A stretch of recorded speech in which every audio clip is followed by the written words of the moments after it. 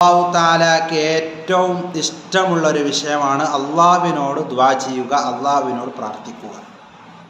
അപ്പോൾ ഒരാൾ അള്ളാഹുവിനോട് പ്രാർത്ഥിക്കുമ്പോൾ ആ പ്രാർത്ഥനയ്ക്ക് അള്ളാഹു എത്രയും പെട്ടെന്ന് ഉത്തരം നൽകാൻ പല കാരണങ്ങളും നമുക്ക് മഹാന്മാർ പഠിപ്പിക്കുന്നുണ്ട്. മുത്തുനബി സല്ലല്ലാഹു അലൈഹി വസല്ലമ തങ്ങൾ പഠിപ്പിക്കുന്ന ഹദീസിൽ കാണാം,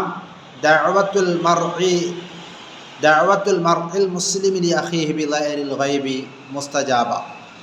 ഒരു മുസ്ലിമായ സഹോദരന് വേണ്ടി അവൻ്റെ അസാന്നിധ്യത്തിൽ അവന് വേണ്ടി ദുആ ചെയ്യുന്നത് മുസ്തജാബാണ്, ഉത്തരം ലഭിക്കാനുള്ള കാരണമാണ്. എന്തുകൊണ്ട്?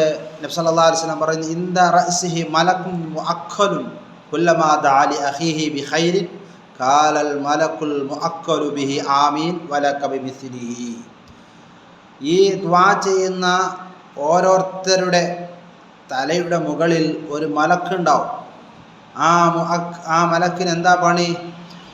നമ്മളെ സഹോദരന് നാം ദുആ ചെയ്യുമ്പോൾ, അവൻ്റെ അസാന്നിധ്യത്തിൽ ദുആ ചെയ്യുമ്പോൾ, അവൻ നന്മക്ക് വേണ്ടി നാം ദുആ ചെയ്യുമ്പോൾ ഈ മലക്ക് വന്ന് പറയാണ്, ഈ മലക്ക് പറഞ്ഞുകൊണ്ടേയിരിക്കും ആമീൻ, ആമീൻ പറയും. ആ മലക്ക് ആമീൻ പറയും.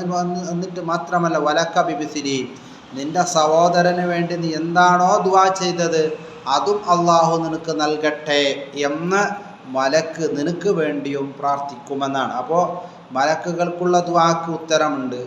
ഒരു നിലക്കും തെറ്റ് ചെയ്യാത്ത മലക്കുകളാണ്. അപ്പോൾ നാം നമ്മളെ സഹോദരന്മാർക്ക് ധാരാളമായി ദുആ ചെയ്യുമ്പോൾ നമുക്കും അത് കിട്ടിക്കൊണ്ടേയിരിക്കും. അതുകൊണ്ട് മുഅ്മിനീങ്ങൾക്ക് വേണ്ടി ധാരാളം നാം ദുആ ചെയ്യണം. അവരുടെ ദോഷം പൊറുക്കപ്പെടാൻ വേണ്ടി, അവർക്ക് നന്മ കിട്ടാൻ വേണ്ടി, അവർക്ക് സ്വർഗം കിട്ടാൻ വേണ്ടി.